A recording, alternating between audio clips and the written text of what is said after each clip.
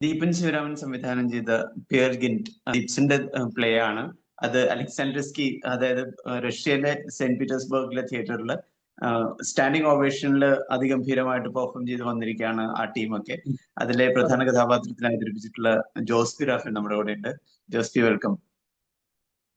അപ്പൊ അവിടുത്തെ ഒരു എക്സ്പീരിയൻസിനെ കുറിച്ച് പറഞ്ഞുകൊണ്ട് നമുക്ക് തുടങ്ങാം. കാരണം ഞാനത് കാതിലടിക്ക് പോസ്റ്റ് കണ്ടിരുന്നു, അവിടെ സ്റ്റാൻഡിംഗ് ഓവേഷൻ വീഡിയോ ഒക്കെ കണ്ടിട്ടുണ്ടായിരുന്നു.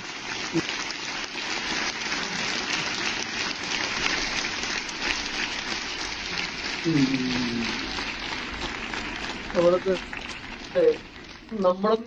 ഞാൻ വേറെ ഒരുപാട് ഫെസ്റ്റിവൽ അറ്റൻഡ് ചെയ്തിട്ടുള്ള ആളാണ്. ഇന്ത്യയിലെ തന്നെ പല ഫെസ്റ്റിവലും, NSD ഫെസ്റ്റിവൽ, അല്ലെങ്കിൽ മറ്റേ പല രംഗായണ, അല്ലെങ്കിൽ നമ്മുടെ ഫോക്ക്, ഇപ്പോ ഗൂച്ചൻ ഫെസ്റ്റിവൽ ചൈനയിൽ അറ്റൻഡ് ചെയ്തു. അങ്ങനെ പല പല സ്ഥലത്ത് പോയിട്ട് പല യൂറോപ്യൻ രാജ്യങ്ങളൊക്കെ ഫെസ്റ്റിവൽ അറ്റൻഡ് ചെയ്തിട്ടുണ്ട്. പക്ഷെ ഇവിടുത്തെ ഒരു പ്രത്യേകത തോന്നിയത് ഹൈലി പ്രൊഫഷണൽ ആയിട്ടുള്ള ഒരു തിയേറ്റർ എക്സ്പീരിയൻസ് ആയിരുന്നു. അതായത് അലക്സാണ്ടർസ്കി നൂറ്റാണ്ടുകൾ പഴക്കമുള്ള തിയേറ്ററാണ്, പഴയ രാജ ഭരണ സമയത്തുണ്ടായിരുന്ന തിയേറ്ററാണ്. അപ്പൊ വെൽ സെറ്റിൽഡ് ആണ് അവരുടെ ഒരു രീതി തന്നെ. അതായത് ആളുകൾ കറക്റ്റ് ആ ടൈമിങ്ങിൽ ഫസ്റ്റ് ബെല്ല് കഴിഞ്ഞ് സെക്കൻഡ് ബെല്ലിന്റെ സമയത്ത് വരുന്നു, തേർഡ് ബെല്ല് ആകുമ്പോഴേക്കും പിൻ ഡ്രോപ്പ് സൈലൻസ് സ്റ്റാർട്ട് ചെയ്തു, ഇന്റർവ്യൂ കൊടുക്കുന്നു, ക്ലാപ്പ് ചെയ്ത് ഇന്റർവ്യൂ തന്നു. ഇങ്ങനെ എല്ലാം അപ്ലൈ കാണാൻ വെൽ സെറ്റിൽഡ് ആയിട്ട് വന്നിരിക്കുകയാണ്. കാഴ്ചയുടെ പഠനമുള്ള ആളുകളാണ് നമുക്ക് മനസ്സിലാവും. പ്ലേ കഴിഞ്ഞിട്ട് അവർ നമ്മളോട് കുറെ ആൾക്കാർക്ക് സംസാരിക്കുകയൊക്കെ ചെയ്യുമ്പോൾ അതിന് മനസ്സിലാവുന്നത്. അത് വല്ലാത്തൊരു, ഞാൻ 10-30 വർഷമായിട്ട് നാടകത്തിൽ നിൽക്കുന്ന ആളെന്ന രീതിയിൽ എനിക്കത് ഭയങ്കര ഒരു ആർക്കായാലും ഞാൻ പന്ത്രണ്ട് പറഞ്ഞാൽ വല്ലാത്തൊരു എക്സ്പീരിയൻസാണ്. അതിന്റെ ഒരു നമ്മളതിന് മുന്നേ അവിടെ ഒരു പ്ലേ അല്ല, ഒരു റഷ്യൻ ബാല കാണാൻ ഒരു അവസരം കിട്ടിയിരുന്നു, ഇൻസൈഡ് തിയേറ്റർ. അപ്പൊ തിയേറ്റർ കണ്ടതോടെ നമ്മൾ അന്നാളിച്ചു പോയി. അങ്ങനത്തെ ഒരു വെറും തിയേറ്ററാണ് പാൽക്കടിയൊക്കെ ആയിട്ട്. പിന്നീട് ഞങ്ങൾ ആ തിയേറ്ററിന്റെ മ്യൂസിയം ഒക്കെ നമുക്ക് കാണാനൊക്കെ അവസരം ഉണ്ടായിരുന്നു. വല്ലാത്തൊരു എക്സ്പീരിയൻസ്. അതിൽ അലക്സാണ്ടർസ്കി ഫെസ്റ്റിവൽ ശരിക്കും പറയുകയാണെങ്കിൽ ലോകത്തിന്റെ വലിയൊരു ഫെസ്റ്റിവലാണ് പറയപ്പെടുന്നത്. അത് നമുക്ക് അങ്ങനെ എക്സ്പീരിയൻസ് ചെയ്യാൻ പറ്റി തന്നെ വലിയ കാര്യം, ഇങ്ങനത്തെ പ്ലേയുമായിട്ട്. അവിടെയുള്ള സംവിധാനങ്ങളെ കുറിച്ചൊന്ന് പറയുകയാണെങ്കിൽ നല്ലതായിരിക്കും. അതായത് നമ്മുടെ ഇവിടുത്തെ പ്രോപ്പർട്ടി കോസ്റ്റ്യൂം മാത്രമേ കൊണ്ടുപോയിട്ടുള്ളൂ. അവിടെ ഈ സിനോഗ്രാഫി ഒക്കെ അവർ തന്നെ അറേഞ്ച് ചെയ്യുന്നത്. അത് വൺ ഡിപ്പാർട്ട്മെന്റ് ഉണ്ട് അവർക്ക്. ഇപ്പോ അതായത് സെറ്റ് ചെയ്യാം. ഇപ്പൊ നമ്മളിപ്പോ എനിക്ക് നമ്മുടെ ഈ ഫോക്കിനൊക്കെ ആ സമയത്ത് ഒത്തുകൂടുന്ന ഒരു ഡിപ്പാർട്ട്മെന്റ് അല്ലേ. ഇപ്പൊ സുജാത മാഷ് വരുന്നു, അല്ലെങ്കിൽ വേറെ കോസ്റ്റ്യൂമിൽ വേറെ ആൾക്കാർ വരുന്നു. ഇതൊന്നല്ല. കോസ്റ്റ്യൂം ഡിപ്പാർട്ട്മെന്റ് എന്ന് പറഞ്ഞിട്ട് വൺ ഡിപ്പാർട്ട്മെന്റ് ഉണ്ട്, സെറ്റ് ഡിപ്പാർട്ട്മെന്റ്. അപ്പൊ അവര് തന്നെ നമ്മൾ ചെല്ലുമ്പോഴേക്കും സെറ്റ് ചെയ്ത് കഴിഞ്ഞു. വൺ സീനോഗ്രാഫി ഉള്ളതാ പിയർഗിന്റില്. ഒരു മോർച്ചറിയാണ് സെറ്റ് ഉള്ളത്. അത് അവർ സെറ്റ് ചെയ്ത് കഴിഞ്ഞു. പിന്നീട് നമ്മൾ ആവശ്യപ്പെടുന്നപ്പോ നമ്മുടെ ചില നമുക്ക് കുറച്ച് സാങ്കേതിക പ്രശ്നം ഉണ്ടായി. ഇവിടെ എയർപോർട്ടിൽ വെച്ചിട്ട് ഞങ്ങളുടെ കുറച്ച് സാധനങ്ങൾ പിടിച്ചു വെക്കപ്പെട്ടു. കോസ്റ്റ്യൂം ഒരു വലിയ ബോക്സ് പിടിച്ചു. അതിന്റെ പ്രധാന ഒരു ഭാഗമായിട്ട് സിനോഗ്രാഫി ഭാഗമായിട്ടൊരു കുതിരയുണ്ട്.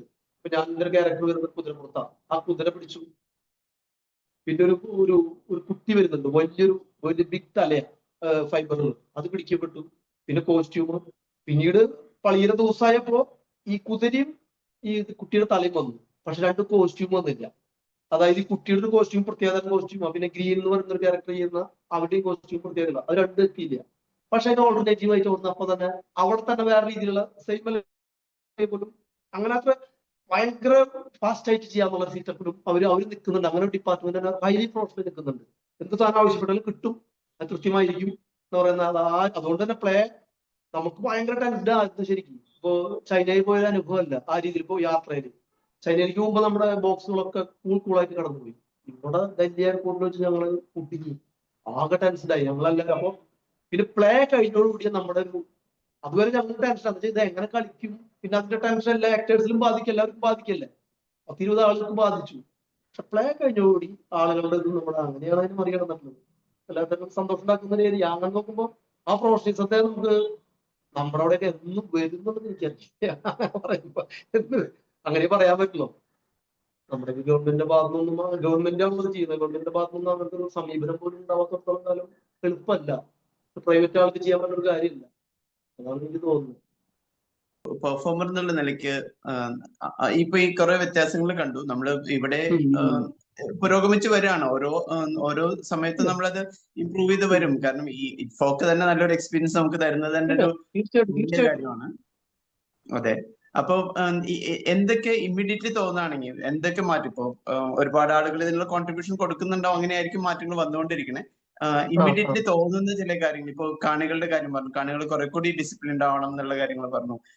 അപ്പോ ലൈക്ക് ഇത് കുറച്ചും കൂടി ഇംപ്രൂവ് ചെയ്യാൻ പറ്റുന്ന കാര്യങ്ങൾ എന്നുള്ള തോന്നിയിട്ടുള്ള എന്തെങ്കിലും കാര്യങ്ങൾ ഉണ്ടാവും?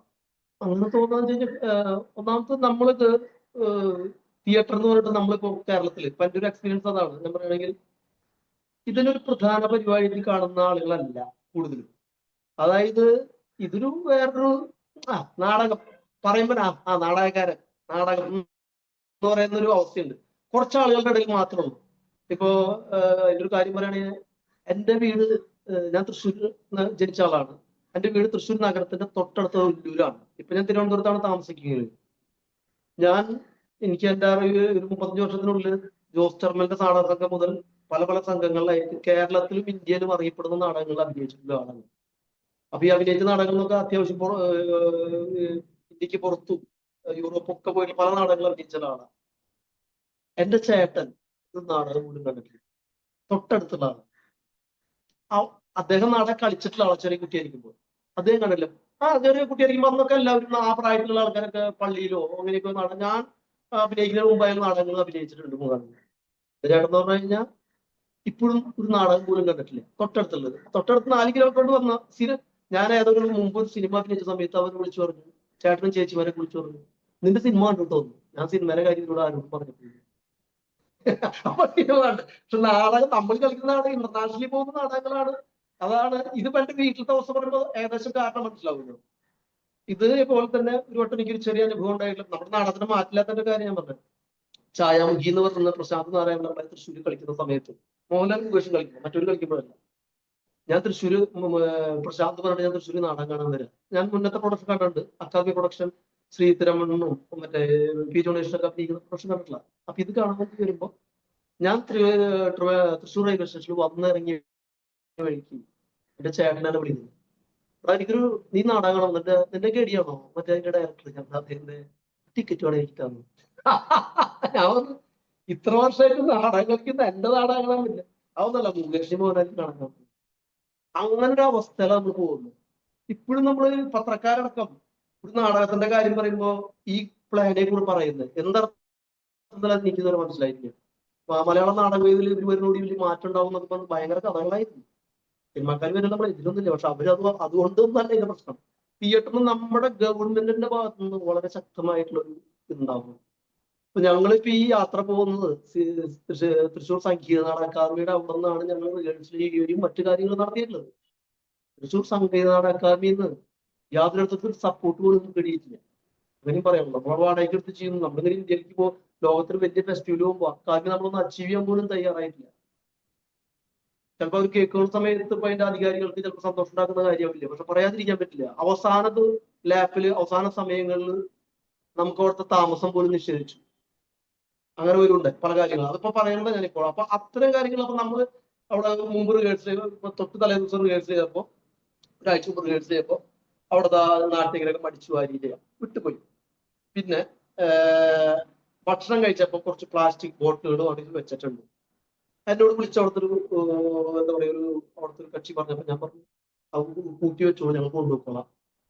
ഓക്കെ, വലിയ പണിയൊന്നുമില്ല, നമ്മുടെ സുഹൃത്തുക്കളോട് ഉണ്ടെന്ന് പറഞ്ഞു. എന്നിട്ട് അടുത്ത ദിവസം നമുക്ക് അവിടെ മൊത്തം അവിടെ ഒരു കോസ്റ്റ്യൂം കൺസ്ട്രക്ട് ചെയ്യാൻ വേണ്ടിയിട്ട് ഞങ്ങൾക്ക് ആ റൂം കിട്ടാൻ വേണ്ടി ചോദിച്ച സമയത്ത് എല്ലാ അർത്ഥത്തിലും ബ്ലോക്ക് ചെയ്തു. നുണകൾ പറഞ്ഞ് ബ്ലോക്ക് ചെയ്തു തന്നെ ഞാൻ വിശ്വസിക്കുന്നു. അപ്പൊ അത്രയും ഗതി, അതായത് നമ്മളിപ്പോ PWD റെസ്റ്റ് ഹൗസിൽ താമസിച്ചാലും ഏതെങ്കിലും ഗവൺമെന്റ് സ്ഥാപനത്തിൽ താമസിച്ചാലും നമ്മൾ കുടിക്കുന്ന വെള്ളത്തിന്റെ ബോട്ടിലോടെ വെച്ച് പോകില്ല. അത് അവരുടെ ഉത്തരവാദിത്തമാണ്. മറ്റടിച്ചു വരില്ലെന്ന് ഞാൻ പറഞ്ഞു, അടിച്ചു വരാൻ പറ്റിപ്പോയില്ല. അപ്പൊ നമ്മളെ അപ്പൊ നാടകക്കാരോട് നാടകത്തിന്റെ അക്കാദമി തന്നെ ഭയങ്കര മോശമായിട്ട് ബിഹേവ് ചെയ്യുന്ന അവസ്ഥ ഉണ്ടാകുമ്പോൾ നമ്മൾ എങ്ങനെ ചെയ്യും? അത് ഇത്രയും മുതിർന്ന ആളുകളായാലും ഉൾക്കൊള്ളുന്നത് 35-40 വർഷമായിട്ട് നാടകം ചെയ്തുകൊണ്ടിരിക്കുന്ന ആളാണ് സീരിയസ് ആയിട്ട്. വേറെ ഞങ്ങളവിടെ ഇതുവരെ കുഴപ്പങ്ങളൊന്നും ഉണ്ടാക്കിയില്ല. അവിടെയുള്ള ആൾക്കാർക്ക് അറിയാം, അവിടുത്തെ സ്റ്റാഫിനോട് ഇപ്പോഴും എല്ലാവർക്കും ബഹുമാനവും സ്നേഹമൊക്കെ തന്നെയുള്ളൂ. പക്ഷെ അവസാന സമയത്ത് ചെയ്തപ്പോൾ നമുക്കൊന്നും ചെയ്യാം. 28-ാം തീയതിയാണ് ചെയ്യുന്നത്, 29-ാം തീയതി ഞങ്ങൾക്ക് കൊണ്ട് പോരേണ്ടത്. അപ്പൊ ഈ രീതിയിൽ ഗവൺമെന്റ് സ്ഥാപനങ്ങളിൽ നമ്മുടെ സ്ഥാപനം തന്നെ ഇങ്ങനെ പെരുമാറുമ്പോൾ നമ്മൾ എന്ത് ചെയ്യും? നമ്മൾ വാടക കൊടുത്തിട്ടാണ് നിൽക്കുന്നത്. അത് ഫ്രീ ഒന്നും തരുന്നൊന്നുമില്ല ഈ കാര്യത്തില്. ശരിക്കും ഗവൺമെന്റ് എന്താ ചെയ്യേണ്ടത്? ഇത്തരം കാര്യങ്ങള് പല ആളുകളും സൂചിപ്പിച്ചു, ഗവൺമെന്റിന്റെ ഭാഗത്ത് ഇവരൊന്ന് അച്ചീവ് ചെയ്യണം. അതുപോലും ചെയ്യണ്ടായില്ല. അപ്പൊ കേൾക്കുമ്പോ എന്തായാലും ചിലപ്പോ ഞാൻ ചിലപ്പോ വല്ല വിരുദ്ധനായിട്ടൊക്കെ പറയും. പക്ഷെ പറയാതിരിക്കാൻ പറ്റില്ല. ഞാൻ വെച്ചോണ്ട് പറഞ്ഞു. അപ്പൊ അതും ഗവൺമെന്റ് ആണ് ഈ സംവിധാനം ഉണ്ടാക്കേണ്ടത് എനിക്ക് തോന്നുന്നു. ഇൻഫോക്ക് ഗവൺമെന്റ് അല്ല ഉണ്ടാക്കിയിട്ടുള്ളത്. അതുകൊണ്ടാണ് ഇൻഫോക്കിൽ അങ്ങനെ അങ്ങനെ ഒരു സംഭവം നടക്കുന്നത്. അതേപോലെ തന്നെ പ്രേക്ഷകനും സീരിയസ് ആവും ഇത്തരം കാര്യങ്ങളിൽ. സ്വാഭാവികമായിട്ട് ഇത്തരം കാര്യം ചെയ്യുമ്പോൾ ഇപ്പൊ നമുക്ക് എന്താ വെച്ച് കഴിഞ്ഞാൽ ഇപ്പൊ ഞാനിത് കേൾക്കുമ്പോ അവരത് പരിഹരിക്കാൻ വേണ്ടത്, ശരിക്കും ഞാൻ ഈ പറഞ്ഞ കാര്യം അവർ കേൾക്കുകയാണെങ്കിൽ പരിഹരിക്കാൻ വേണ്ടത്, മറിച്ച് എന്നോട് ശത്രുതാപരമായിട്ട് ഇനി എനിക്ക് അവിടെ തരാതിരിക്കാവുന്ന ബ്ലാക്ക് ലിസ്റ്റ് ചെയ്യണല്ല വേണ്ടത്. അത് ചെയ്യില്ല എന്ന് ഞാൻ വിശ്വസിക്കുന്നത്. ചെയ്യാമെങ്കിൽ അടുത്ത പരിപാടിയാണ്. അതാണല്ലോ ആവശ്യം. ഞാൻ പറഞ്ഞത് അക്ഷരാർത്ഥത്തിൽ ശരിയായിട്ടുള്ള കാര്യം. ഒരുപാട് ഞാൻ പറയുമ്പോ എല്ലാം നമുക്ക് പബ്ലിക് സ്പേസ് പറയുമ്പോൾ പറയാലോ. അതായത് ഒരു കൊച്ചുകുട്ടിയുടെ ഒരു ആക്ടറുടെ മകൾ, ആ കുട്ടി ഛർദ്ദിച്ചു. അപ്പൊ എന്നോട് വിളിച്ചു പറഞ്ഞു ആരോ മദ്യപിച്ച് ഛർദ്ദിച്ചാന്ന് പറഞ്ഞു.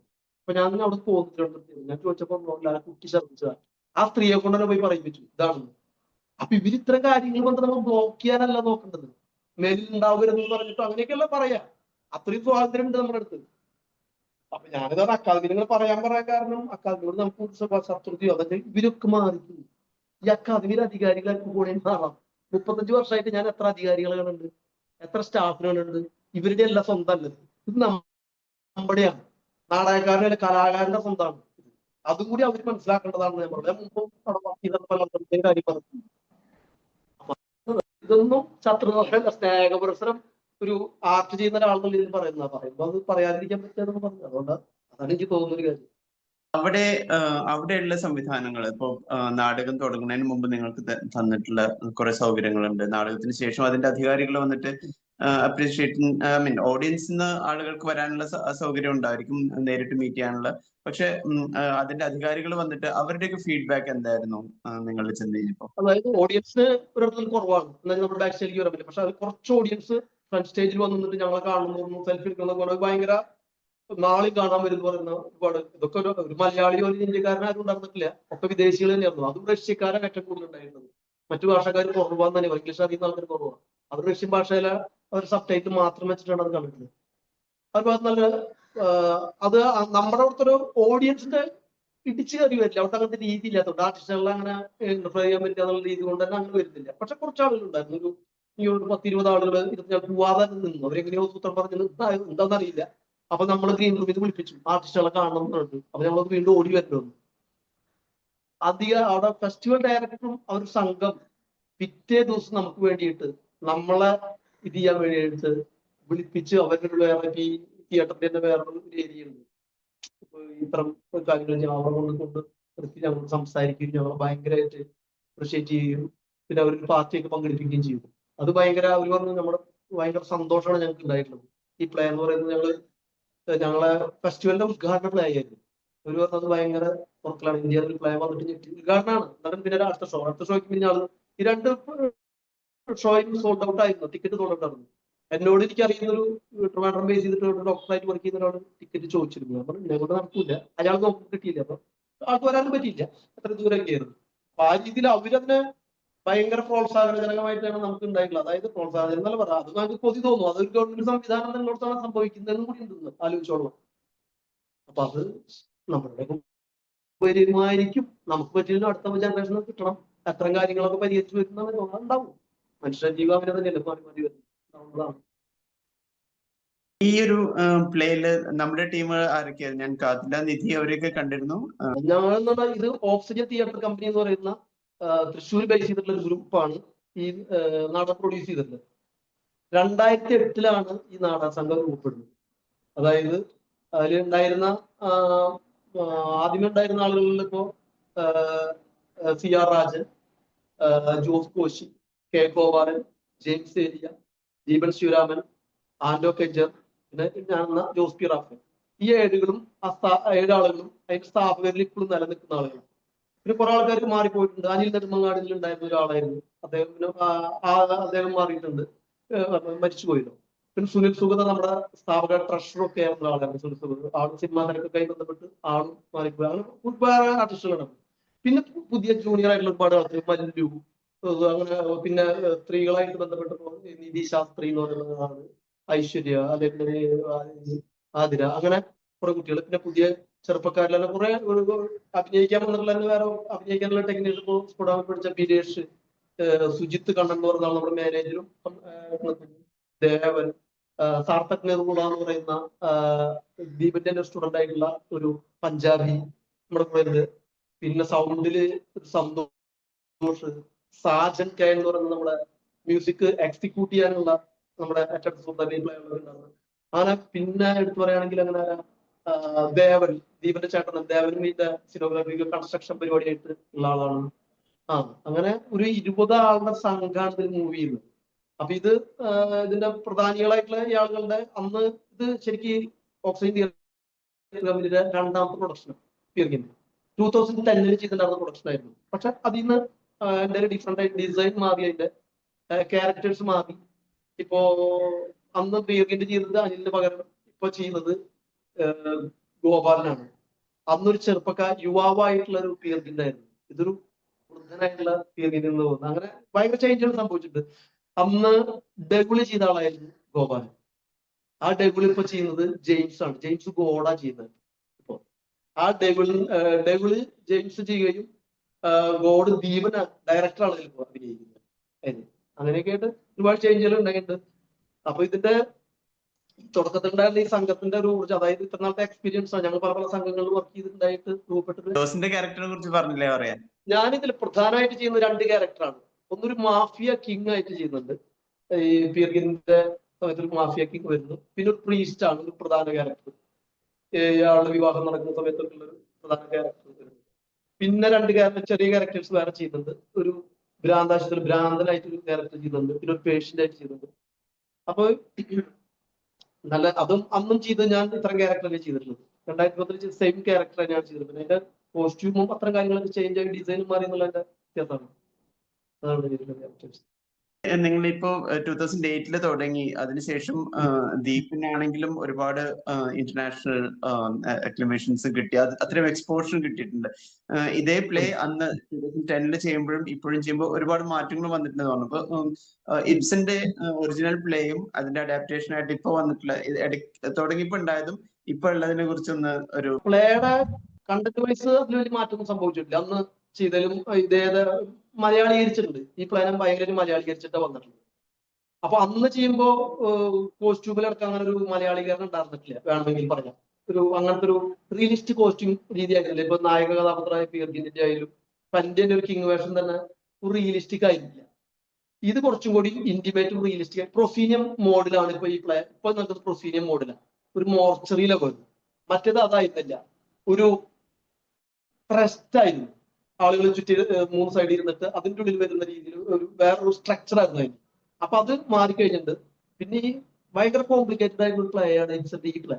ഇപ്സം ഭയങ്കര റിയലിസ്റ്റിക് ആയിട്ട് ഇപ്പോ ഡോൾസ് ഹൗസ് അങ്ങനെ ഒരുപാട് ഭയങ്കര പ്ലേകൾ എഴുതി, അങ്ങനത്തെ പ്ലേകൾ എഴുതിയിട്ടുള്ള ആളുകൾ. ഇത് എന്റെ ഡിഫറെന്റ് ആണ്. ഇതില് കടല്, കാട്, ഇതൊക്കെയാണ് ഇതിൽ പറയുന്നത്. അപ്പൊ അതൊക്കെ സ്റ്റേജിൽ കൊണ്ടുവരിക എന്ന് പറയുന്ന ഒരു ടാസ്ക് ദീപൻ എന്ന് പറയുന്ന സംവിധായകന് മനോഹരമായിട്ട് ചെയ്തിട്ടുണ്ടെന്നാണ് കാണുന്ന നമ്മൾ അഭിനയിക്കുന്ന നമുക്ക് മനസ്സിലാവും. അതായത് ഭ്രാന്ത ഒരുപാട് കോംപ്ലിക്കേറ്റഡ് ആയിരിക്കും കൂടി ഇയാൾ കടന്നു പോകുന്നത് ഈ ഫിയർഗിൻ. അപ്പൊ ഇതില് വെച്ചിട്ടുള്ളത് എന്ന് വെച്ച് കഴിഞ്ഞാൽ ഫിയർഗിന്റെ മരിച്ചു കിടക്കുന്നിടത്തുനിന്ന് സെക്കൻഡ് ചാൻസ് ചോദിക്കുന്നത് ദൈവത്തോട്. അവിടുന്നാണ് ഈ പ്ലേ തുടങ്ങുന്നത്. സെക്കൻഡ് ചോയ്സ് എനിക്ക് ഒരു വട്ടം വെച്ച് കഴിഞ്ഞാൽ ഇയാൾ ഭയങ്കര അലസനും ദുർവൃത്തനും അമ്മേനെ പോലും കേട്ടിട്ട ആളാണ്. അങ്ങനെ ഒരു ആള് മോർച്ചറിന്ന് എണീറ്റ് ഹൃദയം കയ്യിൽ പിടിച്ച് എണീറ്റ് പോണ സമയത്ത് ദൈവം എന്ത് ചെയ്യാ, എവിടെ പോകും? നീ മരിച്ചല്ലേ? ഞാൻ മരിച്ചിട്ടില്ല, നീ മരിച്ചു. ഇയാൾ കടഞ്ഞ് കാൽ പിടിച്ച് ഒരു ചാൻസ് കൂടി തരാൻ പറയും. അവിടെ ഡൈവർ പറയണത് അവരെത്ര ചാൻസ് കൊടുത്തിട്ടില്ല, ഞാൻ അവരുടെ നോക്കുന്നത്. അതുകൊണ്ട് അങ്ങനെ പിന്നെ ഇയാൾ ഈ പ്രോസസ്സോട് കടന്നു പോയിട്ട് വീണ്ടും ഇയാൾ എന്റെ നോട്ടാണ്. അത് ദീപന്റെ വെർഷനാണ്. അങ്ങനെ നോക്കുന്നത് പ്ലേയുടെ വേറെ രീതിയിൽ മലയാളി എപ്പോഴും ഭയങ്കര മലയാളിയുടെ അമ്മ. ഇപ്പൊ നമ്മുടെ ഒരു വരുന്നത് തന്നെ ചട്ടിമുണ്ടെടുത്തൊരു അമ്മയാണ്. ഫിയർഗിന്റെ അമ്മയായിട്ട് വരുന്ന ചട്ടിമുണ്ടെടുത്ത സിയാറ ഗോപാലൻ വരുന്നത് തൃശ്ശൂർ ആ രീതിയിലുള്ള സ്ലാങ് പോലും അങ്ങനത്തെ ഒരു കൊളോക്കിയൽ രീതിയിലാണ് കടന്നു പോകുന്നത് എല്ലായിടത്തിലും. അപ്പൊ അത് അന്നത്തേലും വിട്ട് ഭയങ്കര ചേഞ്ച് സംഭവിച്ചിട്ടുണ്ട്. കോസ്റ്റ്യൂമിന്റെ കാര്യത്തിലും വേണം. പിന്നെ പ്ലേയുടെ കുറെ ചേഞ്ചുകൾ വന്നിട്ടുണ്ട്. 13 വർഷത്തെ ഇതിലാണ് 2023 പിന്നെ കളിക്കുന്നത്.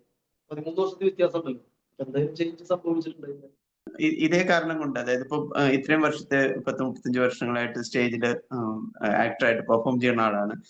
ഇപ്പൊ ഒരു പ്ലേ ആണെങ്കിലും ഒരു മൂവി കാണുമ്പോഴാണെങ്കിലും ആക്ടേഴ്സിന്റെ പെർഫോമൻസ് എന്താ ആദ്യം ശ്രദ്ധിക്കുക? അതിലെ പെർഫോമൻസ് ആണോ മറ്റുള്ള സജ്ജീകരണങ്ങളാണോ? ആക്ടർ എന്നുള്ള രീതിയിൽ ഞാൻ എന്റെ ഒരു അനുഭവം പറയുകയാണെങ്കിൽ ഞാൻ ആക്ടിങ്ങിന്റെ കാര്യം തന്നെ ആദ്യം ശ്രദ്ധിക്കുക. ഫസ്റ്റ് ഓഫ് ഓൾ ആക്ടർ ഇപ്പോ ചിലപ്പോൾ ഒരു ആക്ടറാണ് ചെയ്യുന്നത്, അത് ഞാൻ ചെയ്ത് എങ്ങനെ ഉണ്ടാവും, അല്ലെങ്കിൽ എനിക്ക് എങ്ങനെ ആവും എന്ന് പറയുന്ന ചിന്ത ഉറപ്പായിട്ടും ഒരു ആക്ടർക്ക് അങ്ങനെ തന്നെ ഉണ്ടാവും. ഇല്ലാത്ത ആളുകളുണ്ടാവാം. ഞാൻ ബേസിക്കലി ആക്ടറായിട്ട് തന്നെ കൂടുതൽ നിൽക്കുന്നത്. ഇപ്പൊ ഡയറക്റ്റ് ചെറുതായിട്ട് ചില പ്ലേകൾ ഡയറക്റ്റ് ചെയ്യുകയോ മറ്റു കാര്യങ്ങൾ ചെയ്തിട്ടുണ്ടെങ്കിലും ആക്ടിങ് തന്നെയാണ് നമ്മുടെ പാഷനും ഇഷ്ടവും. എല്ലായിടത്തും നമ്മളെല്ലാം മുന്നോട്ട് പോകണം. അപ്പൊ ആക്ച്വൽ ക്യാരക്ടർ സ്ത്രീ ക്യാരക്ടർ കണ്ടാൽ ചിലപ്പോൾ തോന്നുന്നു അത് കൊള്ളാം, എനിക്കും ചെയ്ത് നോക്കാം മൂന്ന് തോന്നി പോകുന്ന ആക്ടിങ്ങിന്റെ ഇതിൽ തന്നെയാണ് പ്ലേ കാണുമ്പോൾ. ടോട്ടാലിറ്റി പിന്നീടാ ഞാൻ എന്നെ ഭയങ്കരമായിട്ട് ചില ആൾക്കാർ തമാശ പറഞ്ഞിട്ടുണ്ട്. ഞാൻ ചില പ്ലേ ഒക്കെ 14 തവണ കണ്ടിട്ടുള്ളതാണ്. ഒരു പ്ലേ 14 തവണ എന്റെ ആക്ടേഴ്സിനെ ചോദിച്ചിട്ടുണ്ട് 14 തവണ കാണാൻ പറ്റും. പ്രാന്താണോ ചോദിച്ചിട്ടുണ്ട്. ഞാൻ ആദ്യം ചോദിച്ചിട്ടുണ്ട് പ്രാന്ത്. സിനിമ ഞാൻ 2ാമത്തെ തവണ പോലും കാണാത്തതാണ്. ഞാൻ അഭിനയിച്ചതിന് പോലും 2ാമത്തെ തവണ കാണാൻ പറ്റും. അത് വേറെ കൊണ്ടല്ല, അത് വേറെ ദേഷ്യം കൊണ്ടല്ലോ കേട്ടോ. സിനിമയോട് ദേഷ്യമില്ല, നമുക്ക് സന്തോഷം തരുന്നു. ഞാൻ അഭിനയിച്ച പല സിനിമകളും ഞാൻ കൊച്ചു സിനിമയിൽ വേഷം കളിക്കുമല്ലോ, അത് തന്നെ ഒരു വട്ടം കണ്ടിട്ടില്ല. നാടകം എവിടെ ഉണ്ടെങ്കിലും അപ്പൊ ഞാൻ തിരുവനന്തപുരത്ത് ചില ആൾക്കാർ നാടകം ക്ഷണിക്കും. തിരുവനന്തപുരത്തൊക്കെ നിൽക്കുന്നുണ്ട്. ഞാൻ പറഞ്ഞു എന്നെ പൊന്നു സുഹൃത്തെ എന്നെ വിളിക്കണ്ട, ഞാൻ എത്തിക്കോളൂ, വേറെ ആരെങ്കിലും വിളിക്കാതെ വരാത്ത ആൾക്കാരുണ്ട്. വിളിച്ചില്ല എന്ന് പറഞ്ഞു കല്യാണം, അത് കല്യാണം, ഞാൻ കല്യാണത്തിന് വിളിച്ചാൽ പോകാത്ത ആളാണ്, പക്ഷെ നാടകത്തിന് വിളിച്ചാണ്ടാവുക. അപ്പൊ അതുകൊണ്ട് അപ്പൊ നാടകം കാണാൻ എനിക്ക് വരാനുള്ള ആളാണ്. എവിടേക്കും ദൂരത്തേക്കൊക്കെ പോയി നാടകം കാണും. അപ്പൊ നാടകം കാണുമ്പോ നമ്മുടെ ഈ ആക്ടിങ് തന്നെയാണ് അത് ശ്രദ്ധിക്കുക. അത്രയൊക്കെ ഈ ഫോക്കിന്റെ സമയത്ത് ഒറ്റ നാടകം ഞാൻ വിടില്ല. എനിക്കൊരു അഭിനയിക്കുന്ന പല എഡിഷൻ നമുക്ക് അഭിനയിക്കേണ്ടി വന്നത് ആ സമയത്ത് ഉണ്ടാവുന്ന 2 പ്ലേ മിസ്സാക്കുന്നു. അല്ലെങ്കിൽ എല്ലാ പ്ലേയും അതിനു വേണ്ടിയിട്ടായി സജ്ജമായിട്ട് വരിക. അത് നിർബന്ധമാണെന്നൊരു കാര്യമാണ്. അപ്പം ശ്രദ്ധയിലായിരിക്കും. പിന്നീട് മറ്റുള്ള കാര്യങ്ങൾ ശ്രദ്ധിക്കും, സംശയമൊന്നുമില്ല. ബേസിക്കലി ശ്രദ്ധിക്കുക ആക്ടിങ്ങിന്റെ കാര്യത്തിൽ. വിലയിരുത്തലില്ലേ ഓരോരുത്തർ ഓരോ മെത്തേഡാണ് ഫോളോ ചെയ്യുന്നുണ്ടാവുക. ഡയറക്ടേഴ്സിന്റെ ഇൻഫ്ലുവൻസ് ഉണ്ടാവും, അല്ലെങ്കിൽ ഇൻസ്ട്രക്ഷൻസ് ഉണ്ടാവും. അപ്പോ ഏറ്റവും നല്ല മെത്തേഡ് ഇന്നതാണ്. ഇപ്പൊ എല്ലാവരും സ്റ്റാനിസ്ലവ്സ്കിയുടെ കാര്യം പറയും, പല മെത്തേഡ്സ് പറയും. ഇതിപ്പോ അത്ര ആധികാരികമായിട്ട് പറയുന്ന ഒരു കാര്യമല്ല. പലതും ചിലപ്പോൾ ആ രീതിയിലായിരിക്കില്ല പെർഫോം ചെയ്യുന്ന തന്നെ ഉണ്ടാവുക. എന്നാലും ഒരു സസ്റ്റൈനബിൾ മെത്തേഡ് അങ്ങനെ എന്തെങ്കിലും തോന്നിയിട്ടുണ്ടോ? സംഭവം നമ്മൾ ഇതിൽ കൂടെ കടന്നു പോയിട്ടുള്ളതാണ്. ഇപ്പൊ സ്റ്റാനിസ്ലവ്സ്കിയുടെ മേഘോട്ടിലൊക്കെ പോയിട്ട്. പക്ഷെ നമ്മൾ സ്വാംശീകരിച്ചിരിക്കുന്ന രീതിയുണ്ട്. അത് പിന്നെ പലരും പറയുന്നത് ചിലപ്പോൾ അവർ പറയും ചിലപ്പോൾ ഇന്ന രീതിയാണ്, ചിലപ്പോൾ നിരൂപര് പറഞ്ഞ പോലെ പറയുന്നതായിരിക്കും. മറിച്ച് ഇപ്പോ സ്റ്റാനിസ്ലവ്സ്കിയുടെ രീതിയിൽ ചിലപ്പോൾ നമ്മൾ പഠിച്ചെടുക്കുന്ന സമയത്ത് പറയുന്നത് ഇഫ് ഞാനായിരുന്നെങ്കിൽ അത് ചില സ്ഥലത്തൊന്നും പോസിബിൾ അല്ല, അങ്ങനെ വിശ്വസിക്കുന്ന ആളാണ്. അപ്പോ സപ്പോസ് നമുക്ക് അതിലൊരു ഭയങ്കര എന്താ പറയാ ഭയങ്കര വൈകാരികമായ ഒരു സീക്വൻസ് ഉണ്ട്. ഒരാൾ മരിച്ചു കിടക്കുന്നു. ഈ സമയത്ത് ചിലപ്പോൾ ഇവർ പറഞ്ഞ മെത്തേഡ് ചിലപ്പോൾ നമ്മുടെ അച്ഛൻ മരിച്ചു കിടക്കും, നമ്മൾ മരിച്ചോട് ആലോചിക്കാനാ പറഞ്ഞിട്ട് ഇമോഷണൽ മെമ്മറി വർക്ക് ചെയ്യുന്നു. അത് ചിലപ്പോൾ എല്ലാവർക്കും അത് വർക്കാല്ല. അത് ആ ഇമോഷണൽ മെമ്മറി ചില ആൾക്കാർക്ക് അപകടപ്പെടും. അപ്പൊ അയാൾ കണ്ടെത്തുന്ന ഒരു മെത്തേഡ് ഉണ്ട്, ഒരു ക്രാഫ്റ്റ് വെച്ചിട്ട് ചെയ്യുന്ന മെത്തേഡാ. വിശ്വസനീയമായി നുണ പറയാന്ന് പറയുന്നതാണ് ആക്ടിങ്ങിന്റെ ഒരു ബേസ് വരുന്നത്. അത് പിന്നെ നമ്മൾ പ്രാക്ടീസ് ചെയ്തെടുക്കുന്നതാണ്. ഇൻബോൺ എന്ന് പറയുന്ന അത്തരം കാര്യങ്ങളോട് ഞാൻ തീരെ വിശ്വസിക്കാത്ത ഒരാളാണ്. അങ്ങനെ ഉണ്ടാകുന്നത് ഇത് പ്രാക്ടീസ് ചെയ്തെടുക്കാൻ പറ്റുന്ന ഒരു കാര്യമാണ്. അതിപ്പോ പന്തുകളി പോലെയോ ഓട്ടം പോലെയോ. അപ്പൊ ചില ആൾക്കാർക്ക് അതിൽ കുറച്ചുകൂടി നന്നായി ചെയ്യുന്ന ആളുകൾ, അല്ലെങ്കിൽ അത് കുറച്ച് ആളുകൾ പെട്ടെന്ന് അച്ചീവ് ചെയ്യുന്ന ആൾക്കാർ നമ്മൾ ഇൻബോൺ എന്നൊക്കെ പറയുന്നത്. അപ്പൊ നമ്മള് മോഹൻലാൽ എന്ന് പറഞ്ഞ നടനെ കുറിച്ച് പറയുന്നത് ഭയങ്കര ഇൻബോൺ ആക്ടർ എന്ന് പറഞ്ഞാൽ അങ്ങനെയായിരിക്കുന്ന തോന്നാൻ. അയാൾ ചെയ്യുന്നത് തന്നെയാണത്. അയാൾ കുറച്ചുകൂടി സ്വാഭാവികമായിട്ട് ചെയ്യാൻ പറ്റും. അങ്ങനെ ഓരോ ഇപ്പൊ നമ്മള് ഇത് മെക്കാനിക്കലായിട്ട് പഠിച്ചിട്ട് തന്നെയാണ്. ഇപ്പൊ റിഹേഴ്സൽ പ്രോസസ്സിൽ മെക്കാനിക്കലായിട്ട് പഠിക്കണില്ല. അതിന്റെ ഏറ്റവും നല്ല പെർഫോമൻസ് ചിലപ്പോൾ നമ്മൾ ആളുകളെ വിശ്വസിപ്പിക്കുക എന്ന് പറയുന്നത് ഞാൻ വിശ്വസിച്ചാലാണ് താങ്കൾക്ക് വിശ്വസിക്കാൻ പറ്റുള്ളൂ. അപ്പൊ അതിന് ഈ മെത്തേഡുകളും ഈ പഠന സമ്പ്രദായങ്ങളൊക്കെ നമ്മൾ കടന്നു പോകുന്നത് നല്ലത് തന്നെയാണ്, സംശയമൊന്നുമില്ല. അത് ഏതാണ് സ്വീകരിക്കുന്നത് അത് പിന്നീട് നമ്മുടെ എക്സ്പീരിയൻസ് കൊണ്ട് നമ്മൾ പലതും സ്വീകരിച്ച് നമ്മൾ പുറത്തു വിടുന്ന ഒരു സാധനം. അപ്പൊ ചിലത് കണ്ടെത്തി പറയും അത് ഭയങ്കര റിയലിസ്റ്റിക് അല്ല, അല്ലെങ്കിൽ സ്റ്റൈലൈസ്ഡ് ഫോമിലാണ്. പിന്നെ ആക്ടിങ് സ്റ്റൈലുകൾ ഉണ്ടാവും ഓരോരുത്തരുടെ. അത് മറ്റൊരു കണ്ടെന്ന പോലെ ഇപ്പൊ റിയലിസം കാണിക്കാന്ന് പറഞ്ഞാൽ ഞാൻ അങ്ങനെ അത്ര റിയലിസം കാണിക്കുന്ന ആളല്ല എന്ന് എനിക്ക് തോന്നിയിട്ടുള്ള ആളാണ്. തിയേറ്ററാണ് എനിക്ക് കുറച്ചുകൂടി കംഫർട്ട്. അതുകൊണ്ട് ചിലപ്പോൾ അങ്ങനെ പഠിച്ചിട്ട് തന്നെ ഇതിലായിരിക്കാം. ഇപ്പൊ ബിഹേവിംഗ് എന്നൊക്കെ പറയുന്ന സാധനം ഭയങ്കര സിനിമയിലൊക്കെ ഇപ്പോഴും ഇത്തിരി അപ്പൊ കുറയ്ക്കാൻ പറയുന്ന ആളാണ്. എല്ലാവരും കുറയ്ക്കാൻ പറയും. സ്വാഭാവികം നമ്മള് അത് നമ്മുടെ ഒരു മലയാളി അല്ലെങ്കിൽ ഇന്ത്യൻ ലൗഡറാ പൊതുവെ, അല്ലെ? പൊതുവെ ലൗഡർ. അപ്പൊ ഞാൻ തന്നെ ചിരിക്കാന്ന് പറഞ്ഞ ലൗഡർ. അപ്പൊ അത് നമ്മുടെ ആക്ടിങ്ങിനും ബാധിക്കുമല്ലോ, ഏതാ ബാധിക്കും അത് നമ്മളെ. അപ്പോ ഇപ്പോഴത്തെ പല ആക്ടിങ് സമ്പ്രദായം സിനിമയാണ് അതിന് ബേസ് ചെയ്ത് പറയുന്നത്. ഭയങ്കര ഒരു വിദേശ സമ്പ്രദായത്തിന് ബേസ് ചെയ്യുന്ന പോലത്തെ കാര്യം ഫീൽ ചെയ്തിട്ടുണ്ട്. അത് ചിലപ്പോൾ യോജിപ്പുള്ള ആൾക്കാരുണ്ടോ വെച്ചാൽ ബിഹേവിയർ എന്ന് പറഞ്ഞിട്ട് തീർത്തും അഭിനയിക്കാണ്ട് അപ്പൊ ലെസ് ചെയ്ത് കൊണ്ടുപോയിട്ട് ചെയ്യേണ്ടായിരിക്കാം, ചെയ്യുന്നതായിരിക്കും. പക്ഷെ തിയേറ്ററിൽ അത് വർക്കാവില്ല. അത്ര ഒരു ആക്ടിങ് സമ്പ്രദായം തിയേറ്ററിൽ വർക്കാവില്ല, ഒരു സംശയം വേണ്ട.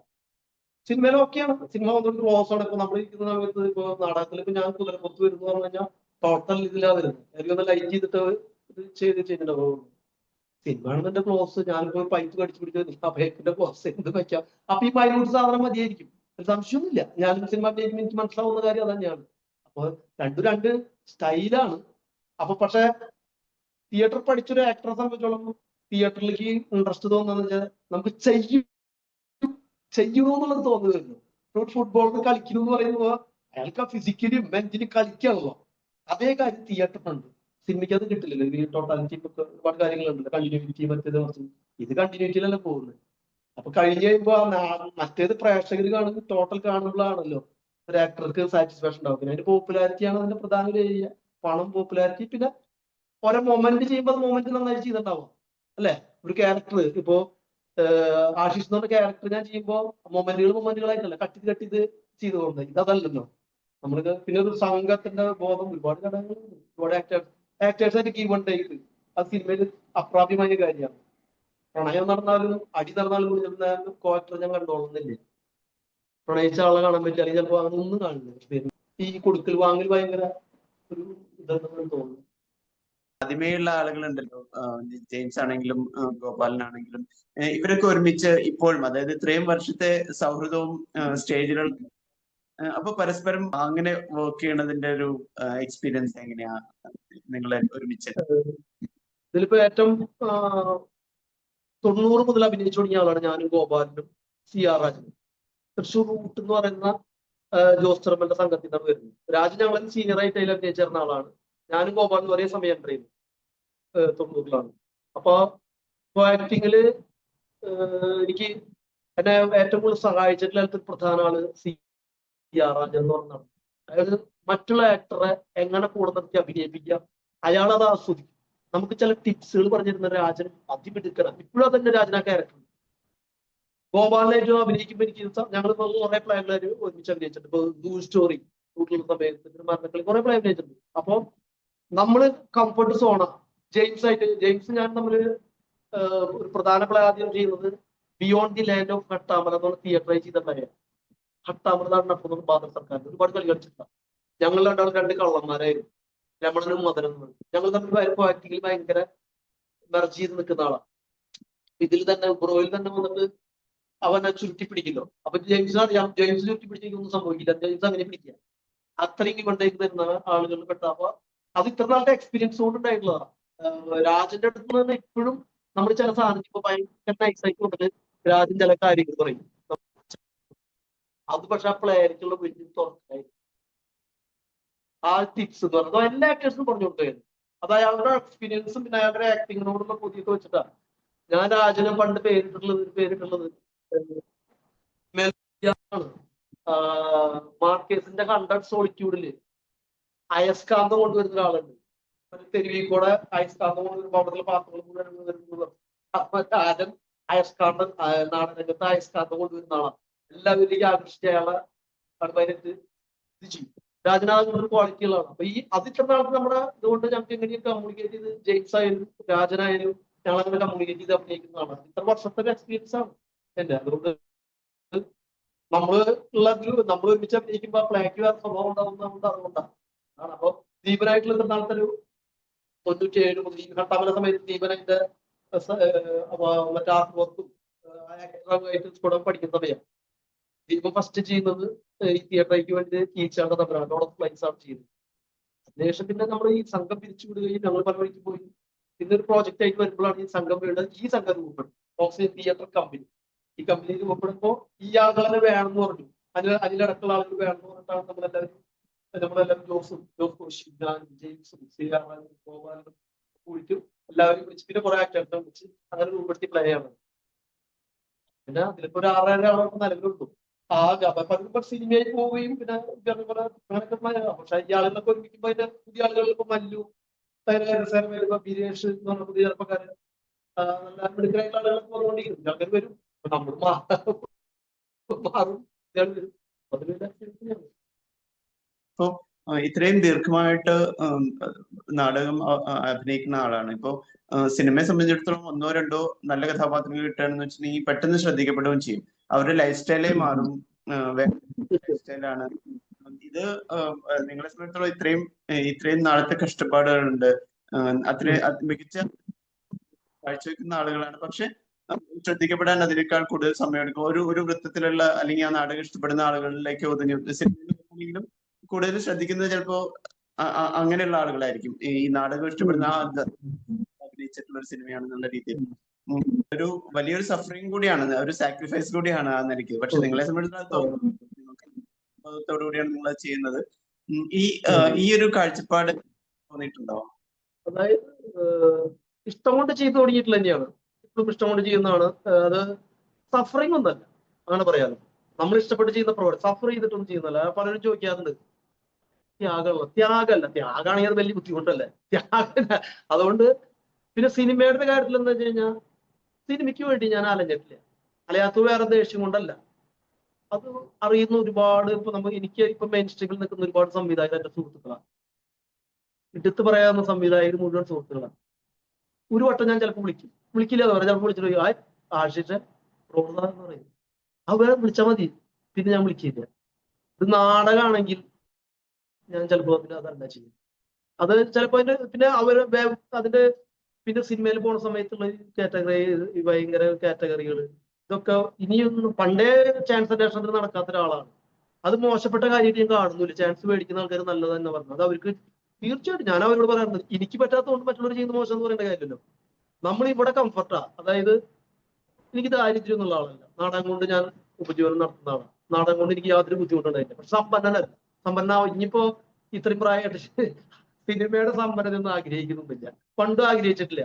നാടകത്തിന്റെ രസകരം ആലോചിച്ചിട്ടില്ല. എന്നുവെച്ചാൽ ഒരു നാടകത്തിന്റെ വർക്ക് നടക്കുന്ന സമയത്ത് സ്റ്റീവ് ലോപ്പസിന്റെ ഒരു പ്രധാന സീക്വൻസിൽ സ്റ്റീവ് ലോപ്പസിൽ അഭിനയിച്ചിട്ടുണ്ട്. ക്ലൈമാക്സ് സമയമായപ്പോ അതിന്റെ ഡേറ്റ് മാറി ഈ ചോക്കില് ചക്ക എന്ന് പറഞ്ഞ നാടകം കളിക്കാം. ഈ ഡേറ്റിൽ എനിക്ക് പറ്റില്ല. ഞാൻ രാജീവിനോട് പറഞ്ഞു, രാജീവ് ഞാൻ പോകാനോട്ടാകും. അത് ശരിയാവില്ലല്ലോ, നാടകമാണ് എനിക്ക് പ്രധാനം. ഞാൻ ഏറ്റെടുത്ത മുന്നേ വർക്ക് അതാണ്, അല്ലാണ്ട് സിനിമ മോശമായിട്ടല്ല. രാജീവ് നമ്മുടെ അടുത്ത സുഹൃത്താണ്. ശരിക്കും പൊക്കുന്നുണ്ട്, എന്റെ ക്യാരക്ടറിനെ അവിടെ ഉറക്കി കിടത്തിയപ്പോൾ എന്തൊരു ഡമ്മിനെ വെച്ചിരിക്കുകയാണ്. അപ്പൊ ഇത് നാടകത്തെ പറ്റിച്ച് പോണ പരിപാടി ചെയ്യില്ല. അത് ത്യാഗമല്ല. അതെങ്ങനെ പറയാന്ന് ചോദിച്ചു കഴിഞ്ഞാൽ നമുക്ക് കംഫർട്ട് സോൺ ഇതാണ് കുറച്ചുകൂടി.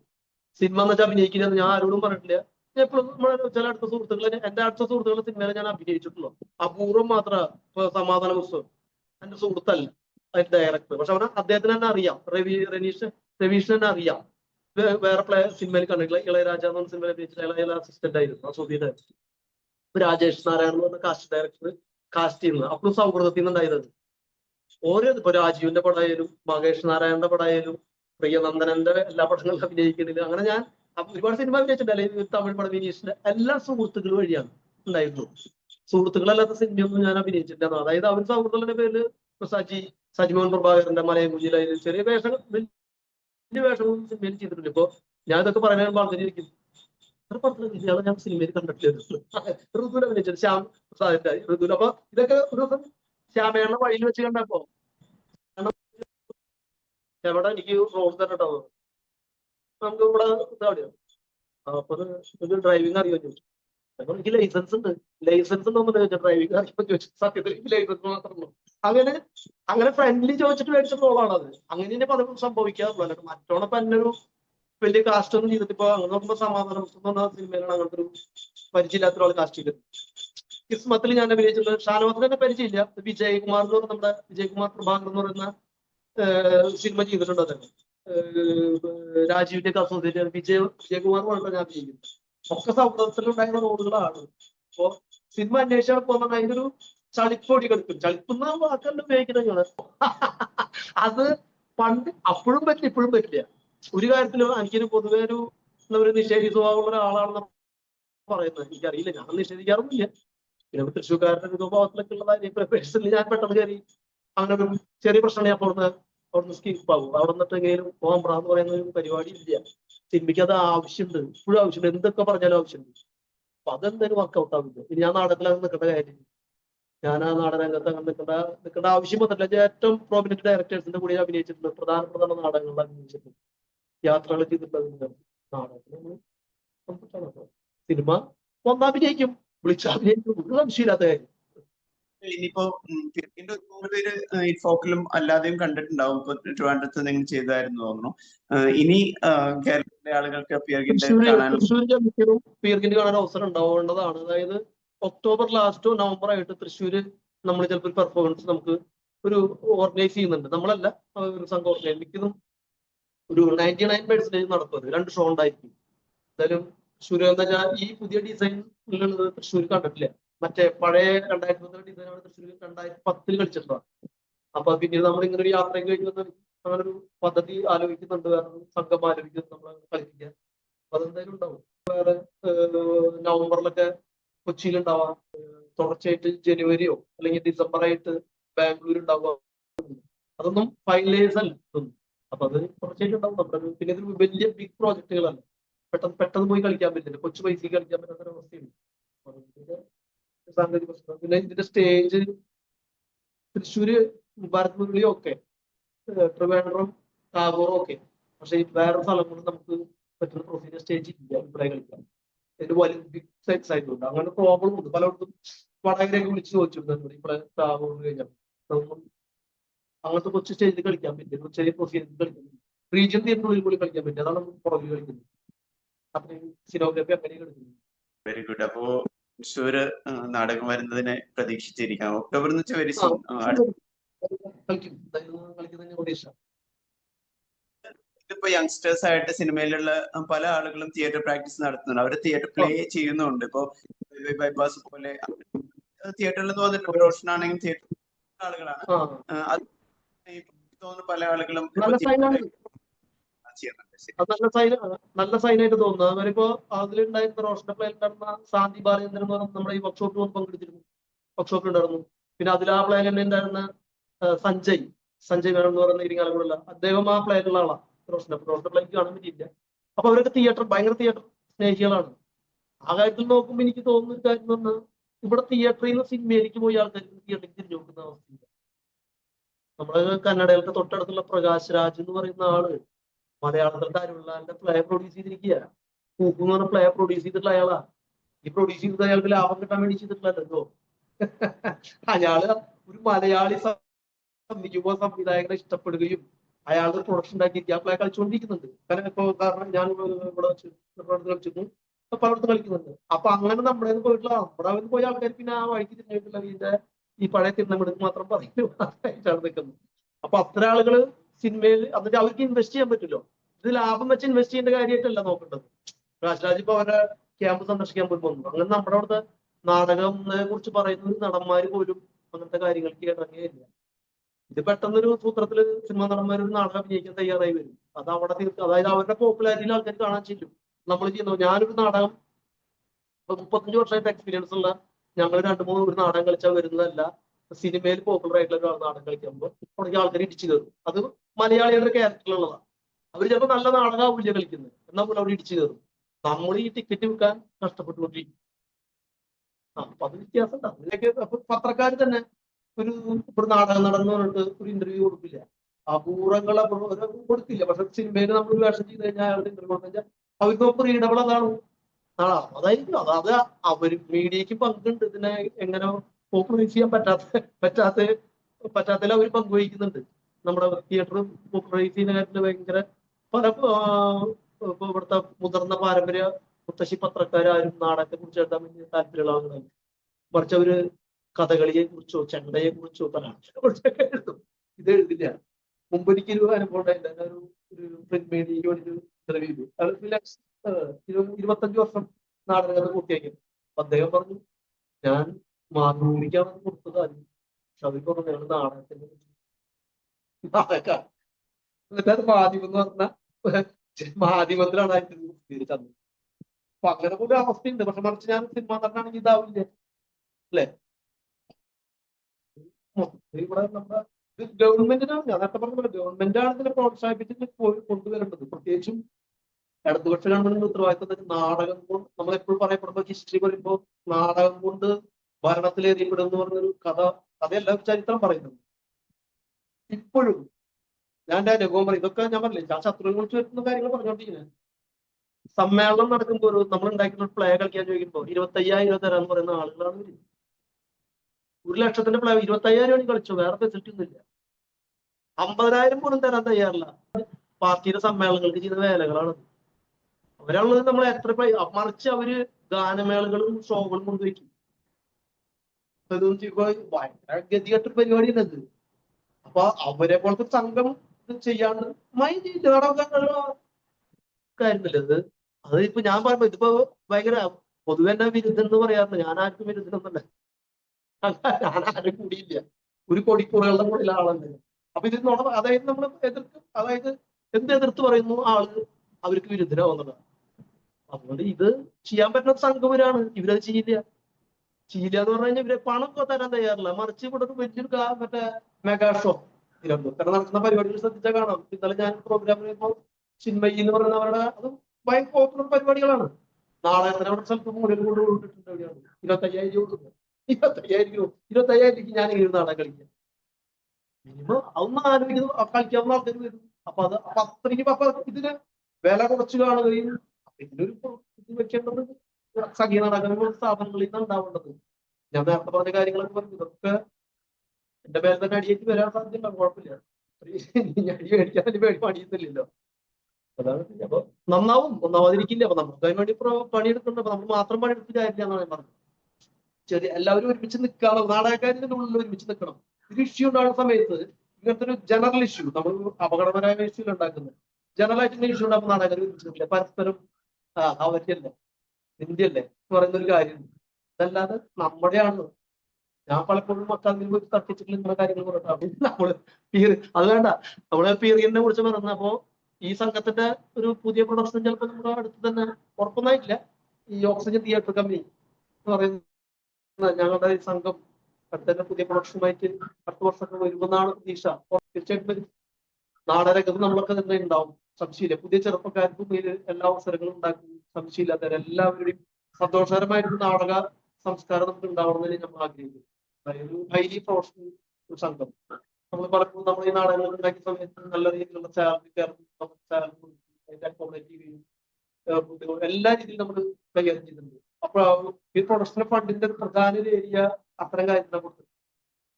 ഉംബ്രോയിലൊരു ഫണ്ട് എടുത്ത് കഴിയുമ്പോ ആ ഫണ്ട് പലരും പറഞ്ഞ പല കഥകൾ ഇറക്കിയിട്ടുണ്ട്. ആ ഫണ്ട് വെച്ചിട്ട് ഭീമാകാര നാടുണ്ടാക്കുന്ന തന്നെ അതിൽ അഭിനയിക്കുകയും വർക്ക് ചെയ്യുന്ന ആൾക്കാർക്ക് വലിയ രീതിയിലുള്ള സാലറി കൊടുക്കുകയും നല്ല രീതിയിൽ സംവിധാനം ഒരുക്കുകയും ചെയ്തു. താമസിക്കാനും ഭക്ഷണത്തിനും ഒരു നാടകത്തിലും സംഭവിച്ചിട്ടുണ്ടാവില്ല. ആ ഫണ്ട് പ്രധാനമായിട്ട് ചെലവഴിച്ചിട്ടുള്ളത് വേണ്ടിയിട്ടാണ്. അപ്പൊ നാടകം അല്ലെങ്കിൽ വെറുതെ പട്ടിണി കിടന്നിട്ടോ അല്ലെങ്കിൽ കഷ്ടപ്പെട്ടിട്ട് തിരിച്ചു വീട്ടിൽ പൈസ കൊടുക്കണ്ടല്ലോ. അതുകൊണ്ടാണ് പോസ്റ്റലായിട്ട് നിൽക്കാൻ പറ്റുന്നത്. അതുകൊണ്ട് അങ്ങനെ തന്നെ ആഗ്രഹിക്കുന്ന സംഘമാണ് നമ്മൾ. അതുകൊണ്ട് ചെറിയ രീതിയിൽ ആലോചിക്കില്ല, വലിയ രീതിയിൽ ആലോചിക്കണം. ഈ 10 പ്രായമൊക്കെ നമുക്കറിയില്ലേ, ആലോചിക്കുമ്പോ വലുതര എന്താ ഈ കടുക് ആലോചിക്കുന്ന കാര്യമില്ലല്ലോ. വലിയ ഏത്തപ്പഴം തന്നെയാവട്ടെ, അത്രയും പറയാൻ ഏത്തപ്പഴം തന്നെയാവട്ടെ, കടുക് വേണ്ട. അതാണ് സന്തോഷമായിട്ട് പറയാനുള്ളത്. വളരെ സന്തോഷം. എല്ലാവരോടും പറയാനുള്ള കാര്യം ഇതാണ്. നാടക സ്ഥലം. ആശംസകളും ജോസ്. നിങ്ങളുടെ മൊത്തം എല്ലാ ടീമിനും പുതിയ പ്രൊഡക്ഷൻ ഉടനെ ഉണ്ടാവട്ടെ. പുതിയ ഒരുപാട് ഇത്തരം ഇന്റർനാഷണൽ എക്സ്പീരിയൻസസ് കിട്ടിയ അതിന്റെ റിഫ്ലക്ഷൻസ് നിങ്ങളുടെ തീർച്ചയായിട്ടും പ്രകടനങ്ങളിലും പെർഫോമൻസിലും തിയേറ്ററിലും സീനോഗ്രാഫിയിലും ഒക്കെ കാണാൻ സാധ്യതയുണ്ട്. അപ്പൊ അതൊക്കെ അതിനൊക്കെയുള്ള കാണാൻ ഞങ്ങൾക്ക് അവസരം ഉണ്ടാവട്ടെ. All the best. Thank you.